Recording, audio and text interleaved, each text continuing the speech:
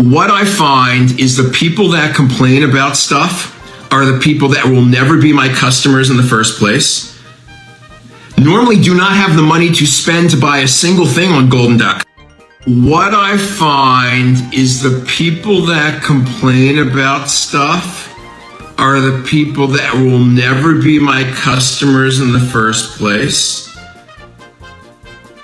Normally do not have the money to spend to buy a single thing on Goldin. Hello, welcome back to Mountain Jim Card Collectibles. So, I want to talk about something that's been on my mind, and I know a lot of other people are talking about it too. And who would that be? Well, I like to think of Ken Goldin, or Marie Ken Goldin Antoinette.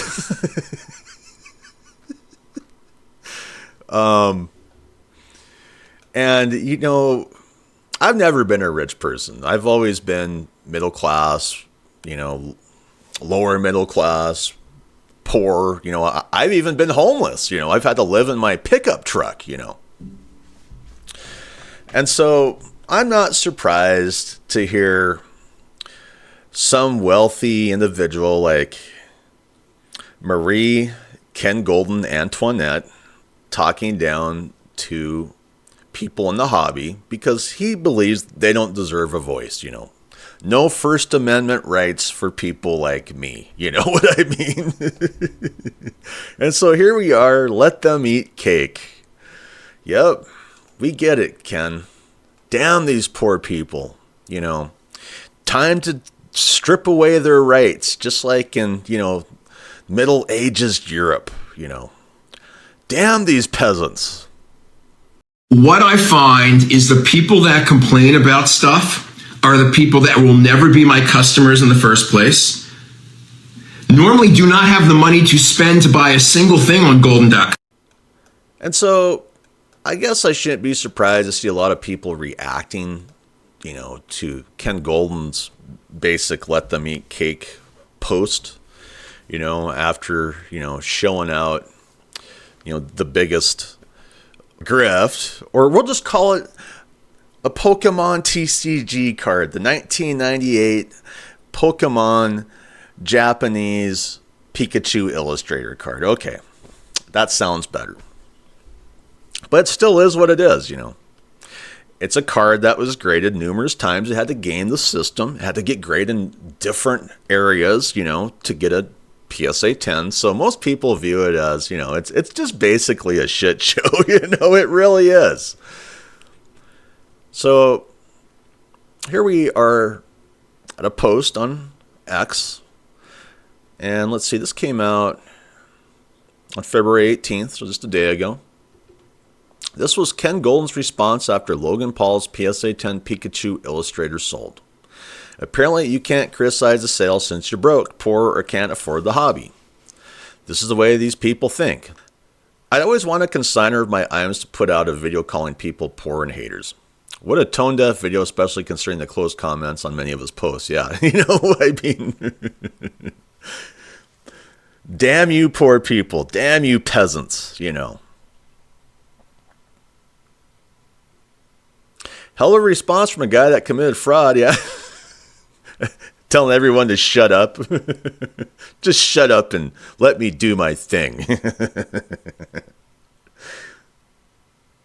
This is why people hire a social media team. What a disaster. This guy really just ruined his brand, assuming it wasn't already tarnished from his prior history of F-ups.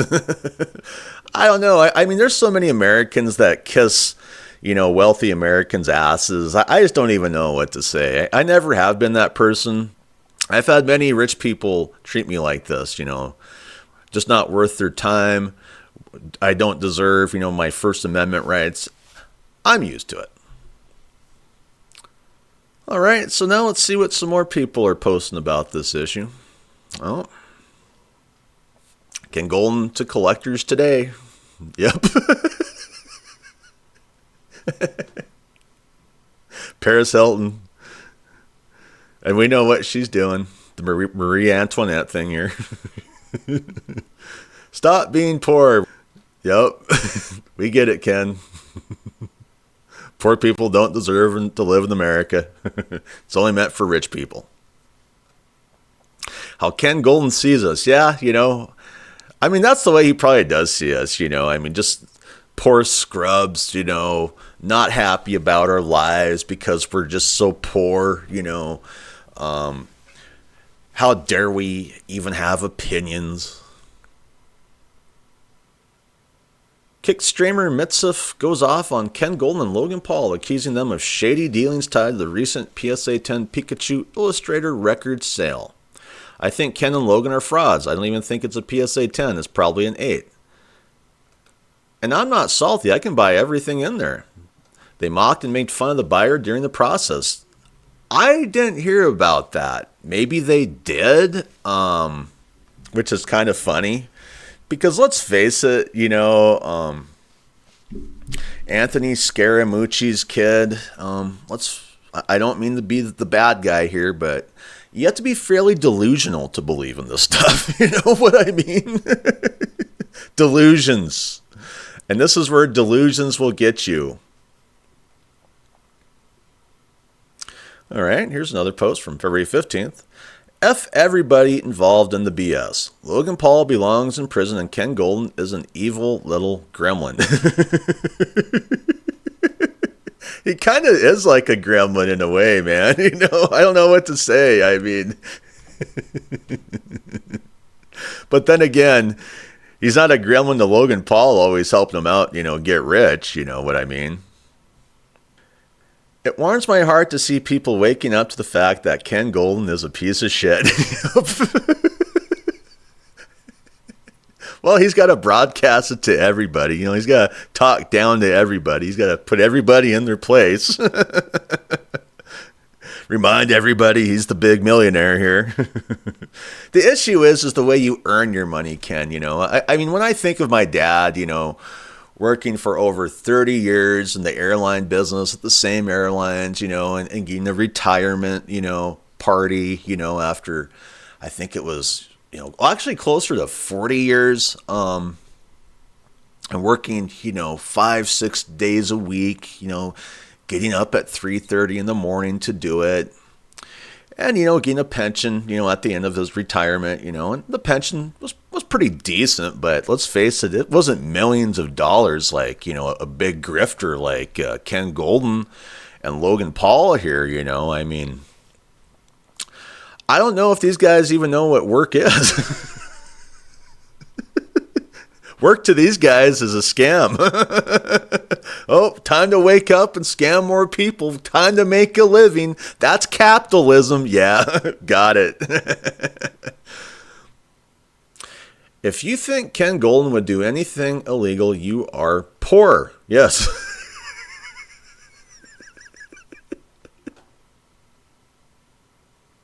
Ken Goldin sounds off on anyone who doubts the legitimacy of the $16.5 million Pikachu Illustrator sale. Here's Ken Goldin. Anyone commenting on this 30 seconds should watch the 30 minutes on Instagram, not a short video clip before you pass judgment, although most of you probably have your mind made up already, but it's there if you actually want to take the time to watch and listen. By most of you, you mean just the most of you that can't even afford to buy one of my weeklies, right? Here's Ken Goldin. That was a dumb comment. And taken out of context, if you watch the entire 30 minutes, but I admit that was said in frustration, I'll own up to it. He just wants people to watch his video. Why would anyone want to give you 30 minutes of our time? I'm not Logan Paul, level of wealthy, because I haven't spent the last 15 years scamming people with help from losers like you. But there are only so many Logan Pauls for you to prop up. I'm pretty sure that people like me with six-figure collections and annual spends are the foundation of your business. And I won't claim to speak for all of them, but I am disgusted. eBay gets shittier by the minute, not releasing funds. I'm glad you reminded us that it's all connected to you as well. Card markets existed before you, and they'll exist after you. Why do we need to pay you 10% fees for you to shit on us repeatedly? The buyers and sellers are all here on X anyway. We can go back to mid-90s message board era of markets, just buying and selling directly on here. I hope last weekend's spoils were worth it. Yeah. That guy's not very happy, you know. That sounds like someone who has a lot of money, too, that can go, you know, spend it wherever he wants to. But let's face it, you know, so many of these people who are higher up in this hobby really do go out of their way to shit on poor people all the time, you know. And I just don't get it. No Pokemon cards. Let me tell you my problem with Pokemon cards. This is near and dear to my heart recently. Anybody who is trying to sell you a Pokemon card thinks you're a fucking idiot. The problem is that none of these things hold their value over time. It's called the last fool theory. Everybody who buys these thinks the other guy is going to pay more for them later. It's not because like you independently want to own a Pokemon card because this is a great investment asset that is doing something for you. It's not. It's a piece of paper. Some of them have diamonds on them or something. What's wrong with you guys? Just kidding. Me too. Pikachu. I mean, I was into it. But moral of the story, you play long-term games, and that is how you have long-term gains. Okay, so I put this video up because it's really starting to take off within the Pokemon TCG fan base on X for the most part. And a lot of the Pokemon fan base is not happy to hear this, you know. Especially the investment side, you know. And why is that? Well, I believe they just don't like the harsh truths about the Pokemon TCG market and how it's just a speculative collectible for the most part that likely won't hold long-term real value. Now, it very well could, but you and I both know that a lot of these things can be, you know, like a fad, kind of here and gone. Let's face it. The Pokemon TCG and sports card investing realm is built on a lot of people's delusions. You know, people like to gaslight themselves. They see these big stars like Logan Paul going out and making big cash on his 1998 Pikachu Illustrator card with the help of, imagine that, Ken Goldin. And they believe it's going to happen to them. And I've been there myself, you know, believing these delusions, you know. And more often than not, you will pay the price for your delusions. And a lot of this has to do with the post-pandemic, the pandemic, when people started to invest in different things because, you know, the stock market wasn't doing very well at that point in time. You know, so I'm surprised how long it's carried on, you know, just like me.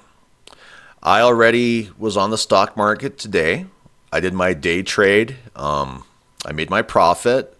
You know, as a day trader, I don't make big profits daily, you know. I make small profits, but I make profits for the most part day in and day out, and it begins to pile up. It gets really difficult to do that when you're investing in Pokemon cards and when you're investing in sports cards, you know. I like to think of sports card and Pokemon investing as kind of like the chicken and the egg, you know. The investor is the chicken. The egg is the investment, you know. And more often than not, you're waiting for someone to, you know, purchase your investment, crossing your fingers, whatever. But a lot of times you end up lowering your prices and, you know, moving the stuff at about the price where you purchased, you know, the card or collectible at. And to me, there's just a lot of volatility and risk in that market. Now, I know a lot of people want to wake up and pretend that, you know, sports cards and Pokemon TCG is just like the stock market, but it is very, very far away from stock market investing. You can lose on the stock market, I know. But as you get more experience, what I've found is it's easier to make a profit on the stock market than, say, sports gambling or sports card gambling, you know. And it's easier just to watch the numbers and see what they're doing day in and day out, you know, in the stock market to get in those big stocks. So I know there's a lot of people who want to, you know, break out the pitchforks and torches for this woman for daring to poke the bear. But let's face it, I believe a lot of people in this hobby really need to get that wake-up call. They need to stop gaslighting themselves. They need to stop, believing that they're going to become millionaires off of their Pokemon investments. So let's see what people are saying. As much as I love TCG, I think people could benefit from looking at the hobby through a different angle, even an angle we don't like. Most of the valuation won't hold well once a proper recession hits. So unless you have zero leverage in this game, do prepare for the worst. I would have to agree, Are you thinking long-term holds on your Pokemon? Because let me tell you what, I would not do long-term holds on my sealed Pokemon. I mean, I would have it sitting up for sale right now. It's a piece of paper, all right? So is artwork. That's worth millions. Does she think that people are going to wake up one day and say, nah, I actually don't want to buy a vintage Pokemon or Pokemon at all? Pokemon is popular right now, so they're talking about it. All for the views, yeah. But she's talking about investing. Hey, if you're a collector, just keep doing what you're doing, I mean, hey, if you're losing money, who cares? If you're happy, get that big smile on your face, That's what's important here if you're a collector. If you're investing, you have to really look at this stuff differently, And a lot of these people, they just don't want the wake-up call. She's missing what Pokemon really is. It's mostly gambling, not collecting, and gambling is getting more and more popular. Well, I believe he hit the nail on the head. These really aren't investments. These are gambles, You're going to a casino and you're gambling. You're not walking up to, a Wall Street type brokerage to invest in, stocks, When it comes to gambling, I prefer the stock market brokerage myself because it's easier to read stocks that are going to do better than gambling, like say in a sporting event or an athlete or a sports card, for instance.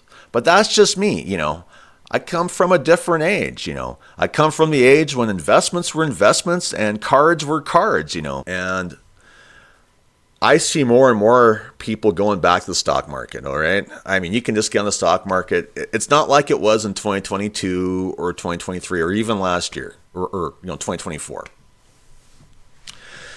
It's like it was pre-pandemic.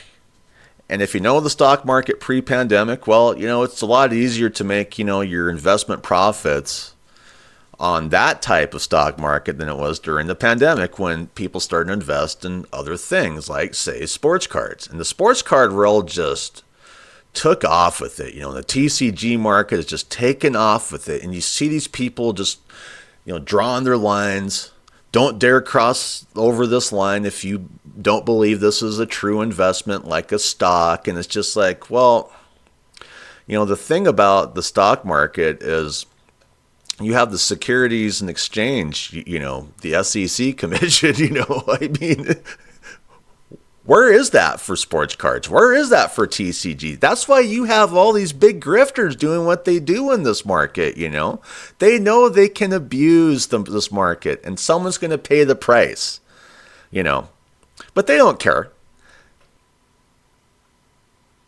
Find one card or sealed product that's worth less today than it was 10 or 15 years ago. Well, that's pretty easy. You can find a lot, And this is where the delusions and gaslighting comes in this hobby, Especially on the investing side, These people will always say that type of stuff to keep you investing in this market, to keep you dumping that money into this market. I mean, investors buy millions and millions of shares of stock per day. I'm just not seeing it in this market, I'm not seeing the volume of investors in this market like the stock market. What am I seeing? I'm seeing a bunch of grifters. I'm seeing a bunch of bullshitters. I'm seeing a bunch of, people like Ken Goldin, going out of their way to hype up stuff that really shouldn't be hyped up, or Logan Paul, That's what this market is. It's a bunch of snake oil salesmen. That's what the Pokemon TCG investing market is. That's what the sports card investing market is, And it's always going to be that way because it's all speculative. It's all hype. So anyway, I'd like to thank my subscribers. You're the reasons I keep doing this because I'm still not monetized. I'm still working for free for YouTube, which is just ridiculous, which is why I'm starting up a different business at this point in time. You may see less of me, unfortunately, because of that fact, because I just can't get monetized. I'm spending more time investing on the stock market, just like today. I mean, I do my day trades, but honestly, I would love to just trade all day if I could. And maybe I might reach that point. And I would also like to thank my viewers who haven't subscribed. If you could subscribe, I'd really appreciate it. So anyway, hope you have a great day. I'm out of here. Bye.